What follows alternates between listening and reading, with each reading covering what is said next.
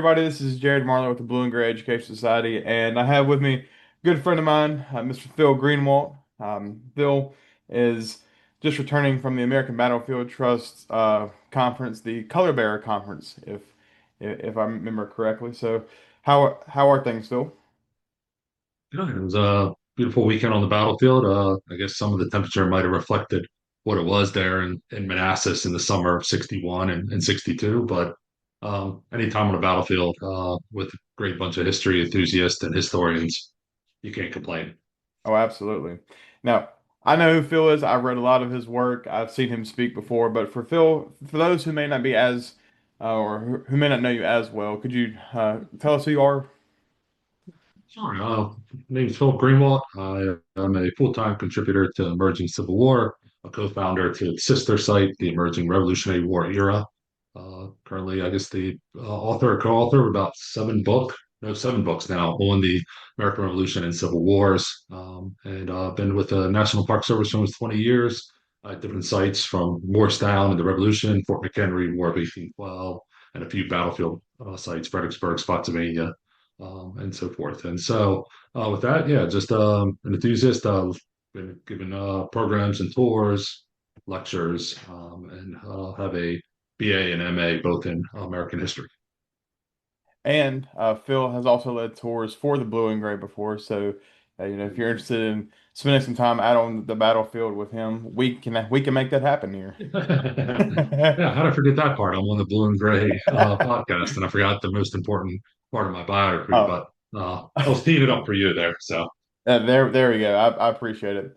Well, today we're going to talk about something that's really off the beaten path of the American Civil War, and that is your new book, Desert Empire, the 1862 New Mexico Campaign. So, like I said, really off the beaten path of the Civil War. You have the Eastern Theater, then you have the Western Theater, and the Western Theater typically goes as far west as like Vicksburg. But here we're going to talk about the far Western Theater. So for people who may not be familiar with it, I wasn't that familiar with it until I started doing some stuff for this. Can you tell us what was the New Mexico campaign and why should people who are interested in the Civil War care about it?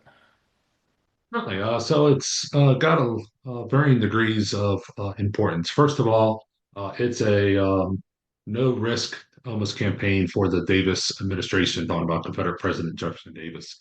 The gentleman who's going to lead it, Henry Hopkins Sibley, had actually been stationed at Fort Union, which is now a national park site in northeast New Mexico. And he knows what's there before he resigns his commission and heads east. And so you kind of have that insider, I guess you call it insider trading. Fort Union is a huge military installation between Kansas and the Pacific Coast. It is actually the largest hospital the U.S. Army operates. It's got about 1,500 beds. It's got munitions on and so forth. It's got an armory, so it's almost got three sites there. In addition, did have a lot of Southerners that had moved to places like Colorado. Of course, there's the evidence of California, and so Sibley realizes there's a chance to kind of carry on that what is the American dream of the mid 19th century, that manifest destiny, but make it a Confederate manifest destiny from sea to shining sea. You have this new territory, New Mexico, and all them had just come in after the Treaty of Guadalupe Hidalgo, and of course the Gadsden Purchase and so forth. And so potentially, and you have those not as strong loyalty to the federal or to the Union, United States. Plus, the most of those federal soldiers are heading east. You do have a lot of them resigning, some of the officers, but a lot of those regular troops are going to be needed in other campaigns. So there's options to cause a lot of havoc. There's also a chance to get to the Pacific Coast, which could, because of the 1857 Paris conference, would mean that the blockade that Abraham Lincoln and the United States are trying to administer on the eastern coast and Gulf of Mexico would be considered illegal, even though the United States did not sign that. They adhered or agreed to adhere to its policies. Also, another way to maybe get arms and munitions into the Confederacy. Um, there is, of course, the gold and silver that is at the Colorado and mines of the West. And then you have some other groups like the Mormons and these Native American tribes that are anti-United States or have been pushed back or have ongoing feuds. Maybe you could kind of stir them up as well. So Sibley's like, I can raise the troops. I just need the commission and go. And so for Davis, it's yeah, this guy knows it. He's a trusted general. He's a great inventor. I mean, he invented the conical stove and the tent that got his name. And so, yeah, he sends a note to Earl Van Dorn out in Texas. They give him as much weapons as you can and send him off on his way. And all that you mentioned is fascinating because, being a student of American history, you know about all these different things happening with the Mormons moving west, and then, James K. Polk with him acquiring those territories out there, So it's neat to see all those pieces start to come together, leading up to this. So what first drew you to this campaign and helped you, or what inspired you to write Desert Empire? Certainly. I actually kind of came out a roundabout way. My National Park Service career had taken me to Everglades National Park, and I'd met a friend, a fellow ranger, and she was actually moving to the Petrified Forest in northeast Arizona. So I went out there and I was like, okay, I'm a park junkie. Let me go get my stamps and so forth. And went to Pecos National Historical Park, and they said, "Oh, do you want to see the Glorieta Pass battlefield?" And I knew I was near there. I just didn't realize that the ground was covered, and I realized how much of that battlefield was there, and how much what happened there, I guess would be the best thing. And then hearing the stories of some of the soldiers up into the late 20th century that had been found in a road reconstruction project that were moved into the Santa Fe Cemetery, National Cemetery, and just wanted to learn more about what this raid was about. In addition, I'd worked in Fredericksburg, both as an intern and a park ranger for the National Park Service. And Henry Sibley is actually buried in Fredericksburg. He had been visiting his daughter, trying to get his patents back after the war and after his service in Egypt, and died there at his daughter's house or in his daughter's care. And so those kind of connections happen. And then you go down to Valverde and Fort Craig and you see these off beaten paths and you realize that these stories need to be told. And they had such a repercussion. There's some amazing general officers that fight on both sides. And so the story is you're what 2,000 miles from the major battlefields of Gettysburg and Antietam, but these men are fighting and dying for a cause they believe in. You have this later on using the term from Megan Kate Nelson, this three-cornered war. So you have like this larger scope thing, and these sites are preserved and should be visited. So it's kind of that whole mixture, and realizing there were some great books out there, Donald Frazier and other ones that had kind of bigger studies, but what got you to those? And so there was a need for I felt as the Emerging Civil War series, a need for that book. And then it just happened that a year or so later at the Emerging Civil War Symposium, the topic was what ifs. So I pitched what if Sibley was successful in New Mexico and kind of tested out some of this stuff in the history, the campaign, the what would have happened, and people kind of really loved it. And so I was like, okay, there is a need and an interest base. So kind of came about it from different angles, but it was just as you read more, it was a cool story. It was a tragic story. There's some great connections. And as like to say, it's the only probably Civil War book you'll read that has exploding mules in it. So there's a story right there for it. There you go. And one thing that, fascinated me is, as this campaign is starting up and going on, you have movement in the Eastern Theater in Virginia. You have Grant starting to move out in Tennessee. You have those type of movements. So what convinced Confederate leaders to believe that New Mexico was worth the effort with all of this going on? First, it's going to be very Texas driven. This is um, what's your vision as the even back as like maybe the Texas Revolution or the first men that go out west are they're younger. The average age of these soldiers that fight under Sibley are in their 20s. The very few are married. So these are the prototypical Texas Rangers or the young. And so they're mounted. So there's three regiments of mounted Texas imagery. And so, yeah, once again, it's Sibley raising the 20, about 2,500 men. It's Sibley getting enough to get started, but he also, I believe, one of the things that can't be overlooked is that how he pitches the idea, President Davis, and that, hey, if I get to Fort Union, I can supply myself there. If I can get to through the Raton Pass into Denver, I can supply myself there. And so, in the early part of the war, when you have Joseph Johnston and other ones, and Albert Sidney Johnson, rightfully so, calling for more troops and material and supplies. You have a gentleman that goes, just give me the commission. Can I get the weapons from the San Antonio depot to get started? But I'm going to make this as self-sufficient as possible. And so that's got to be okay, yes, it's 2,500 men we could use somewhere else, but what if he is successful? And what if he does uncover something? Or what if he does cause a hornet's nest to be kicked over? As the popular saying is described, an enemy of my enemy is my friend. So you have there's Native American tribes and so forth out there. So yeah, what if something happens? And then this belief, the Texans believe that New Mexico and all that had more of a southern leaning viewpoint, which they kind of ignored that there have been a few what we call filibustering opportunities, and some Texans have actually been jailed in New Mexico for trying to upset the balance. But there is, I mean, that Baylor gets there first. Um, they do kind of set up this Confederate government, and they actually send a representative to the Confederate Congress, a non-voting representative from the territory that represent the interests. So they are going to set up this kind of shadow government in Mesilla or Las Cruces, New Mexico today. And actually, they do have Albert Sidney Johnston on the way through when he's leaving the Department of the Pacific.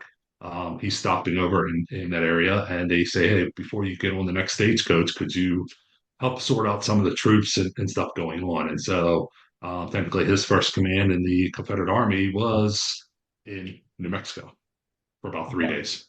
Wow, wow, that is neat. My first thought when you were saying that, tying into your Rev War background is what was going on in the Appalachian Mountains with the British soldiers trying to lure in native tribes, as kind of, the enemy of my enemy is my friend type thing, and making the Patriots fight on several different fronts. So that kind of sounds very similar to what, maybe the Confederates had in mind as well. Exactly, and Sibley's going to try to reach out and stipulate that, like, hey, I'm just passing through, and so forth, trying to change the messaging that, of course, the federal government and everything, like building these forts and installations. And there are accounts of, especially the Apaches and other ones that are raiding through. Suddenly, there are no blue-coated soldiers, and they're trying to figure out what's going on. There is actually even a small action that happens that imprisoned federal soldiers will actually get guns from their Confederate captors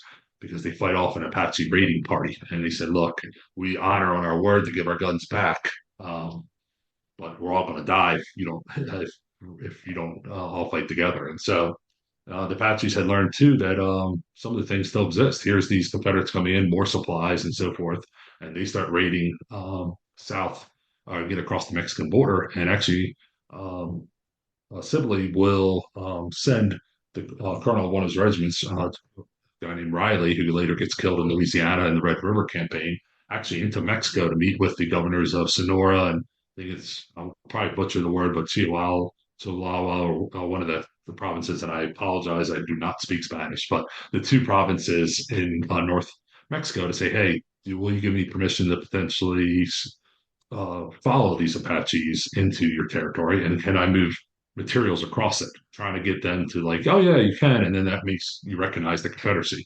And both those governors of the provinces said, wait, we've got to talk to our government. And for the time being, no, we're not being kind of tricked into recognizing this Confederate force. So let's keep playing the what if game. Oh,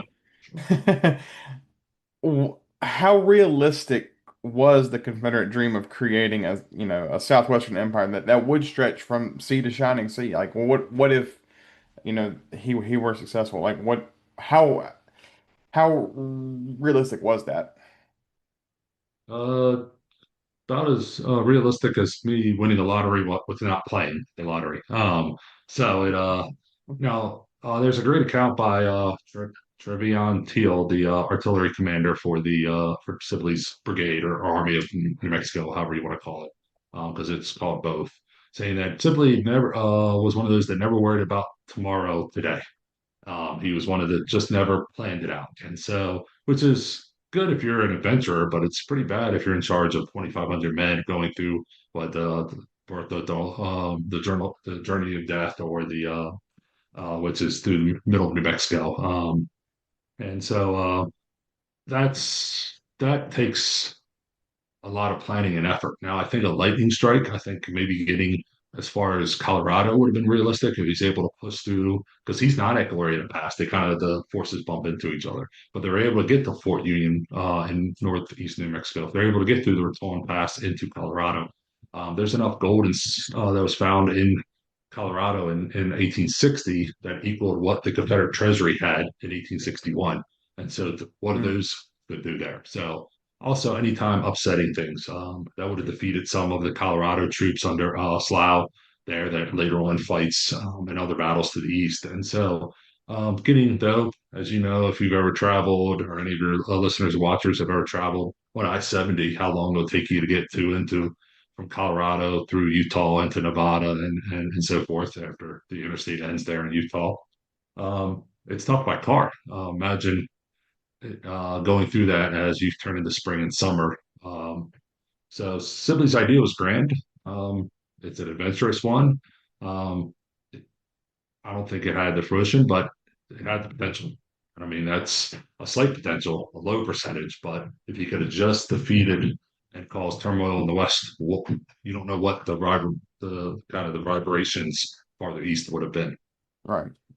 So tell us a bit more about Sibley. What's his backstory and how did he get in this position? So Sibley is a graduate of West Point. He is a junior officer, and he serves like most of those Civil War generals that we see in the pre-war army. And he is stationed at Fort Union at the time of the start of the American Civil War. He's from Louisiana, so when Louisiana secedes, he starts thinking, okay, I'm going to go with my native state. And so he does. But he does take that inventory there of Fort Union, and he heads east with it, resigns after he catalogs everything at Fort Union, the weapons, the munitions, what the state of affairs are. And he heads and he makes it all the way to Richmond, where he does meet with in a closed door session with Jefferson Davis. And there are no notes that come out of that meeting. So we're not 100% sure what was talked about, but he leaves with the brigade general commission and the letter to get munitions from San Antonio's depot that was captured. I think it was what David Twiggs or whatever retreated out of that in early 1861. And so, but he is suffering from a stomach ailment. So he does lean heavily into the bottle. Some say that the stomach ailment was caused by the drinking. Other ones say he drank to get rid of the stomach ailment. But either way, he's borderline. I mean, he is an alcoholic. Um, but at that time, he just liked to imbibe, as they say. And so, but he doesn't plan out the trip. And that's the thing. He's not a very big logistical minded person. He has to send his regiments, the three regiments out there, the second, fifth, and seventh at different times because there's not even enough water to get between San Antonio, El Paso. He then fights with John Baylor when he gets there. He grandiose plan. He doesn't have the artillery to subdue Fort Craig, so he's going to leave it behind. And so yeah, he just uh, kind of got this attitude of yeah, we'll face the challenge when we get there.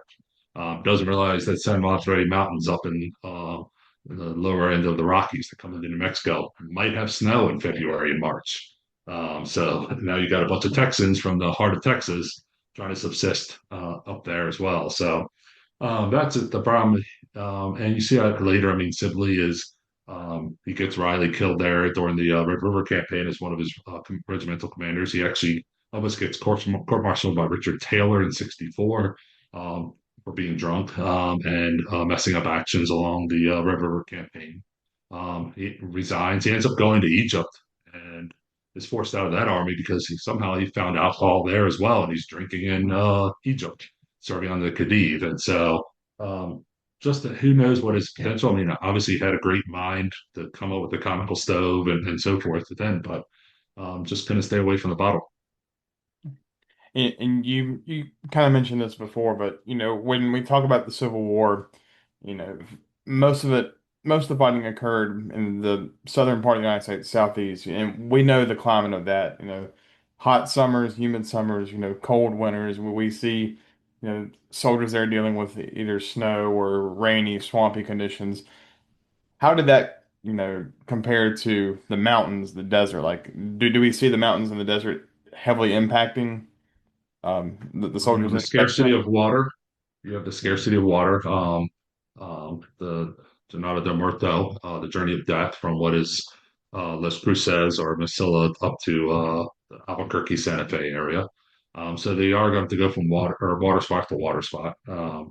The Federals, John or Canby, not John Canby, Edward Canby will try to push food and resources out of the way to the Confederates, get it out, kind of like a scorched earth policy. And so now they're struggling to get foodstuffs, and that means, of course, the horses are struggling, and that means the men are struggling. Then, as they try to figure out what to do in the next phase of the campaign, they are up in the mountains, and yeah, they don't have adequate winter clothing, and so if you've been in New Mexico, yeah, and I actually went out in late December timeframe, late December, just which was very close to what a February, early March timeframe would have been. And yeah, days are nice and warm, but it could get cold up there in the mountains and so forth. And when you're not eating and so forth, what you should, and you're scavenging, yeah, there's a lot of desperation. A lot of junior officers do start to resign and everything, but it starts to unravel because of one side, Jamie knows how to operate and deal with the campaign, and the other side typically is going day to day.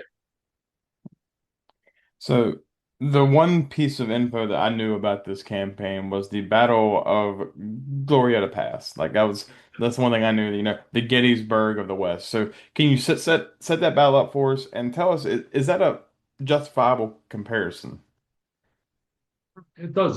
So yeah, Glorieta Pass is fought there over it's 3 days, much like the Gettysburg of the East. However, not much fighting is in the middle of the 2 days. And so it kind of happens. Glorieta Pass is along the Santa Fe Trail, and the Confederates bump into the Federals. So very similar to the Gettysburg of the East, I guess you could say. However, this time it's Confederate cavalry or scouts under a guy named Charles Pyron, who's actually who's raising some scouts out of the territory of Arizona, like the Tucson area and so forth. And he bumps into the lead elements of Slough's forces coming down, the first Colorado. And so they fight, and he gets pushed back. So the first part will be a place called like Apache Canyon. They'll fight at Apache Canyon, sits at the entrance. And actually, if you are part of the American Battlefield Trust, I remember they're actually starting to save some land there at Apache Canyon. So they fight there, and then so Scurry comes up with part of his forces, and because his commander, this is they call him Dirty Shirt Scurry. He's the one that will be killed at the Battle of Jenkins Ferry in '64. Gets the nickname Dirty Shirt Scurry because he is traveling in 6061 to get Texas to secede. He travels all across the state, and apparently he's so busy he never changes his shirt, so he gets known as Dirty Shirt Scurry. And so he comes up, and they start.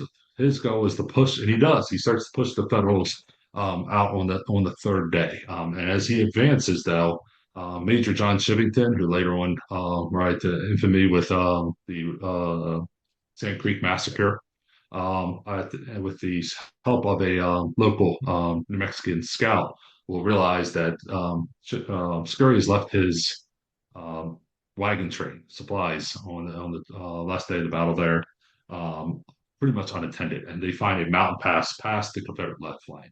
So what's interesting, as Chivington and that small force heads toward Johnson's Ranch, where the Confederate supplies and artillery is located, Scurry is going to launch a massive assault near Pigeon Ranch. There, couldn't think of the name there for a second. And as he does, they're almost successful. And as they attack, but they realize that as they do, they see smoke, everything behind them on Glorieta Pass, and they have to turn around. They realize now that basically their supplies have been destroyed, and so this causes them to pull out, which this is as far north as they get. So it is a very decisive battle there, fought in March of 1862. So you're looking at way before the Gettysburg of the East. Don Albert's a great historian of the campaign, is the one that gave it that label. And it is because it is the high watermark. The Confederacy will never seriously threaten the territories again. They'll never seriously threaten anything in that far west. There'll be some raids down maybe in the El Paso area, but the Confederates are done. And not only that, is that less than 600 men will stay out in the territory until they're pushed by James Carleton's California column that's coming across. And so Sibley is actually ordered back to the Richmond to defend what he did. and so forth. But yeah, so it's the size of battle. It's I mean, the largest battle. But there's two major battles in the campaign, and one is the Battle of Valverde or Valverde Ford, fought in February, and then Guilford or not Guilford, Glorieta Pass, fought in March. There's some action on the way back to places like Peralta and so forth as they try to hold off the rear guard. So the campaign itself involved a fascinating mix of Confederate troops, Union soldiers, Hispanic New Mexicans, Native American, frontiersmen, all of the above. How did this diversity make this campaign unique compared to other campaigns conducted by both armies? You have so yeah, we'll start with the Federals first. I mean, you have the organization of Colorado volunteers that are coming, and so you'll have Slough and Chivington who both play larger roles in the Iraq conflict. Slough actually comes east and is Provost Marshal of Alexandria, Virginia, for a little bit before he turns west, and as a territory governor, he actually gets killed. He has a contentious attitude and apparently rubs someone the wrong way in a saloon or hotel after the war. So they've got Colorado, you have those miners and so forth that are coming out of the Denver area. You also have at Fort Union, you have a guy that is actually going to come east and actually serve at the Battle of Gettysburg. A guy named Gabriel Paul who leads a brigade command. He actually gets severely wounded on Cemetery Ridge when a bullet goes in between his eye, behind his eyes. He survives, but it blinds him, so he's done with his service. And he is losing his regulars, and he is freaking out. And so, um, Canby actually orders him to build an earthen mound outside of Fort Union. And Paul and Slough does not get along because Paul's thinks he's supposed to stay there. So I was saying you can't really order me to do that. The ranks are different, and so you have fighting in between the regulars and volunteers. Kit Carson, the famous explorer and Westerner, he's there with his New Mexico militia, and they're some fight very well. Other ones, there's a small militia detachment in New Mexico town called Cabello, and three pro-Southern civilians decide to walk up to that small little fort and say, "Hey, we claim this for the Confederate States of America." And the militia commander in New Mexico says, "We don't have a dog in this fight." Hands them the keys and walks out, surrenders the post. And so when the Confederates under Byron comes a few days later, these pro-Southern civilians go, "Hey, fort's yours," and so you have that. So and then Cammy obviously is a great undervalued, I think, federal general. That later on he accepts the surrender of Taylor there in what is that, Alabama, Citronelle, Alabama, and so he is caught up in Fort Craig, and he knows that the Confederates can't take him, and that they can stay as this kind of like I'll put it similar. It would be like if Harper's Ferry had a better fort, and they were able to hold out during the Antietam campaign of 1862. That is what Fort Craig is to Sibley's invasion. It sits along his supply line. It sits between him and Spruce's, and Camby knows that, but he also knows that um, Sibley cannot do anything about it. He doesn't have the armament to destroy the walls for a quick fight, and he doesn't have the supplies to have a siege. So he's able to get messengers out and so forth. So he conducts most of the campaign from behind those walls.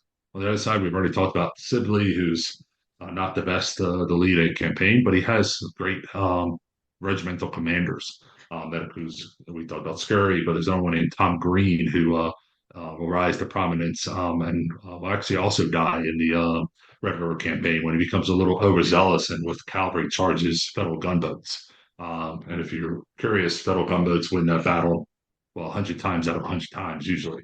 They're firing bigger armament. And so, but yeah, his men adore him. You have a major, unfortunately, that gets killed at Glorieta. That is John Shropshire, who is one of the could have been one of these up and coming junior officers. One of the only ones that is married at the time, and he writes these letters back to his wife throughout the campaign.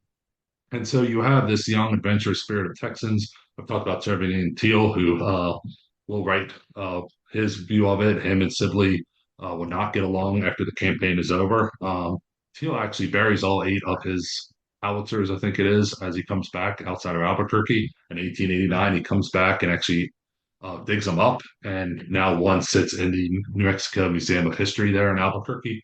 So you get to see a real like it used to sit in the town center until I think 15 years ago or 20 years ago, and then he realized it as he built this museum, it might be better inside a climate controlled building. Right. And so you have that whole mixture of people out there. And then of course you have the different Native American tribes. I've talked about the Apaches already that are suddenly realizing these big forts where the blue coated white men were are gone. So what does that mean? And now there's maybe opening up supplies and so forth. So kind of that's this cool dynamic from Texas ranchers and rangers to Colorado miners to adventurers to West Pointers to politicians. So have a little bit of it all, I guess.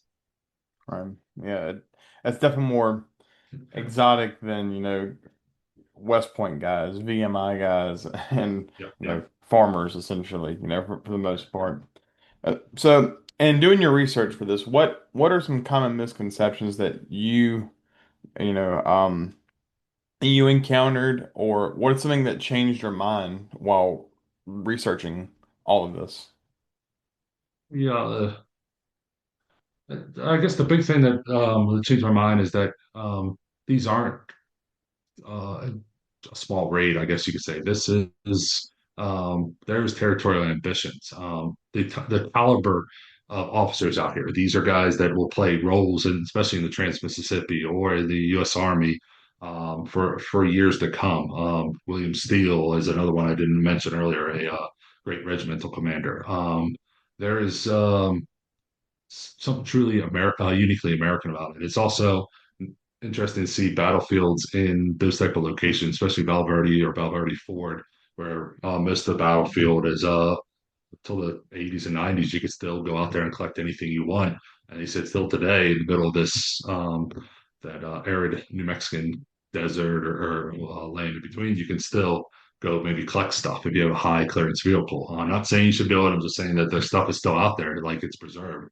Um, so that changed my mind. It also the extent of what Sibley's ambitions were. I always thought it was a raid, yeah, like maybe take the territories or play more of a buffer or so forth. But no, this is actually he's swinging for the fences, and that idealism I think undercuts a lot of what makes Americans both North and South.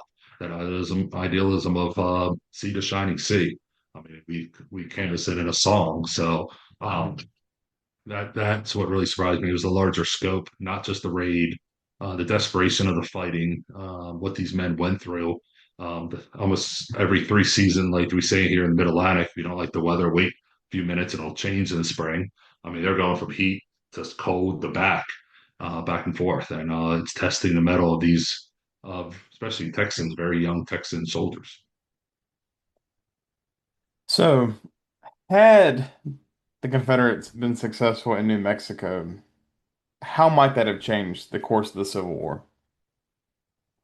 Uh, well, I'll add a second question. If they are successful, are they able to get Sibley out of the way? Is the question because Sibley will start to fight with Baylor, and then Sibley is not the one you're going to have a good organizer. So yeah, it would have caused potentially Lincoln and all them to reassess what they would have brought east, maybe. Now the U.S. regulars are coming and so forth. It would have been interesting to see what the Confederate response would have been with the Native American tribes and so forth, where they've had, because Sibley's like, we're not here to stay, we're having a lightning raid through, or please join to the Mexican population, please join this Confederacy and throw off the yoke of oppression that the federal government has put on you. And he forgets that Texans and New Mexicans have been arguing and fighting and raiding across borders for years, leading from the end of the American War to the Civil War. But what I think would have felt it would have been how far west they could have gotten if they have um, provoked something. Maybe there was this fear that in Colorado you had a lot of ex-Georgians that were there in those minefields. Could they have done something to spark that unrest? Of course, the big fear in California with what the Knights of the Golden Circle and all that were there. So it would have been interesting to see what would have sparked with a Confederate victory. But for the overall thing, it would have potentially connected, maybe had ability to expand the border Obviously, with Mexico maybe getting more arms and munitions in across that border, um, it would have maybe freed up some of that Colorado gold that would have been important. It would have big installation up there in Fort Union, adding credibility, cut off the Santa Fe Trail. So those are probably the more realistic things that would have happened. Knowing with 2,500 men, it's going to be hard to march all the way to California and actually have a permanent existence. But I think the big thing would have been, yeah, settling New Mexico and adding that morale. I mean, you're looking at February and March of '62 there in the East. It's before Jackson's campaign in the Shenandoah Valley. They've just lost Fort Henry and Donelson. There is the incursions in the North Carolina coast. So yes, it's from far away, but it would have been something to boost morale of the Confederate nation, aspiring nation at that time. Right. Um, when you were doing your research for this, what were some difficult challenges you had as far as gathering sources and firsthand accounts and stuff? What difficulties did you have, and what kind of surprised you as well? So it actually, it surprises. Of course, you have going to have more difficulties with the New Mexico militia or of those sources, and also being on the East Coast. It's not like, oh man, I did I get a picture of that, or how was the landscape? It's not like you can just drive out like I did with some of the other books that I've written about battles in Virginia. You're like, hey, this is very important. The power place, understanding that how like narrow Glorieta Pass is, or what would the tree line look like, and so forth. Because those terrain features really affect, as you know, I'm preaching to the choir here with your group, but terrain plays a major role in these Civil War battles, and either magnifies numbers or able to hide smaller forces. So that was the toughest part. Yeah, there is a decent amount of material. The state of Texas has done a great job getting a lot of things digitized. There's some great big studies. Donald Fraser and other ones that and Don Alberts have done ones. There's been some archaeological findings that like the National Park Service and the American Battlefield Protection Program has done, so we were able to access them. There's also too on the northern side. I mean, separating course, Shivington, he's known as a Sand Creek Massacre and what he does later, but that and uncovering that he takes credit for it, but it's really a New Mexican scout that is the one that soldiers recognized at the time. So that was kind of a surprise because you read anything, it's Shivington's, yeah, he's leading it, but he's not the one that would have known about that past. Now, afterwards, people believe him because of this is just a product of the time, a white male compared to a Hispanic New Mexican. Oh yeah, the white guy had to lead it. So giving the scout, his due. That's something myself and the co-author were very adamant about. Is that okay? Let's give the people that are from the lower ranks up. And then uncovering, there's been some great books on the Colorado, first and second Colorado that's come out. And so yeah, there was a lot more literature, and that was the surprising thing to me. It was also very interesting to see that when you went to used bookstores, that you found a lot more about New Mexico, Texas troops, or so forth out in the at the end of the bookshelves, and you're like, oh, they were here the whole time, but you got to get through Antietam and Gettysburg and the biographies. So the books are there, and there's some great ones. There's one the guy's just I think his name is Martin Hall or whatever, but he was supposed to be this great, and he was a great historian leading up, and he had a tragic early death, which after he finished his first book, but what he would have been able to contribute if he had lived a longer life. So that's I guess where it was. It was like everything was there, it just needed to like get people to those sources. So yeah, the Great Texas, New Mexico Museum of History, um, the Bureau of Land Management has Fort Craig, Park Service at Fort Union, and Pecos have done wonderful jobs. But it was connecting it all and making sure you were exhaustive in your research because 4 hour flights from Baltimore to Albuquerque on a Park Service salary is not something you can do every week. So I understand that part. Um, so final question. If somebody wanted to go out today and do their own tour of this campaign, what are the major sites, and what would you recommend that may be off the beaten path a little bit? Sure. I guess I could put a plug in, and if I'm working on developing a tour outline for Blue and Gray to do the New Mexico campaign. But so I know some people want to do it before that gets around. But um, Santa Fe or Albuquerque would be a good place to base yourself out of because you can go north up to Apache Canyon, to Glorieta Pass, to Fort Union. You can see that part of it. There's also great the Bureau of Land Management site, like I said, at Fort Craig. The rooms are there. It's about 8 miles down this gravel road, so you got to take it pretty slow. Um, you can get to the edge of the Valverde battlefield. There's a monument to the Texas soldiers, which is that reminiscent of the one you see at Antietam and Gettysburg that was like a reddish brown Yeah, stone that tablet. red marble that they always have. Yep. Yeah. Yeah. So there's one there. And then what's neat is if one of the first battles that happens down there is in the Battle of Masilla, Las Cruces area, is actually fought kind of through the streets. And the one place that is serving as like the Confederate county or Confederate provisional government is where they put Billy the Kid in the jail later. So you have that connection. Santa Fe National Cemetery is pretty neat. It's where they put one of the only national cemeteries outside of Arlington that I know about that has Confederate dead in it.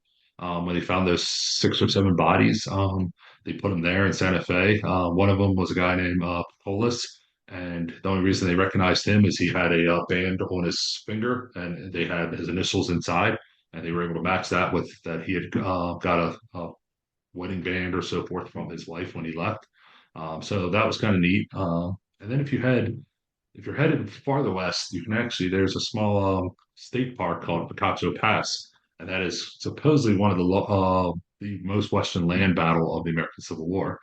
Small little action. I think there's 5 casualties or something, but there's a monument to the head of the California column. There's like a little plaza with an artillery piece and some informational wayside. So on your way traveling up, and then one other site I'd recommend is right outside of it's Fort Bowie, which is a fort that is garrisoned up to the Civil War. There was that small little action there, Apache Springs or so forth that I was talking about earlier about where the Confederates and Federals got together. And if you get there at the right time of year, you can actually walk in as the soldiers were walked in. At other times of year, you can drive up to the visitor center and you can still do that. But I recommend taking the walk because you can kind of get up into the fort, which is in ruins. But then the path also leads you back over the hills, and you can actually see into Mexico from there, so you can realize how far away you are. And then, of course, that's not too far from that small town called Tombstone that everyone knows about already. So those are some of the ones: Fort Bowie, the Picacho Pass battlefield, and of course, make sure you hit Fort Craig would be the three kind of off the beaten path, but still kind of known about sites.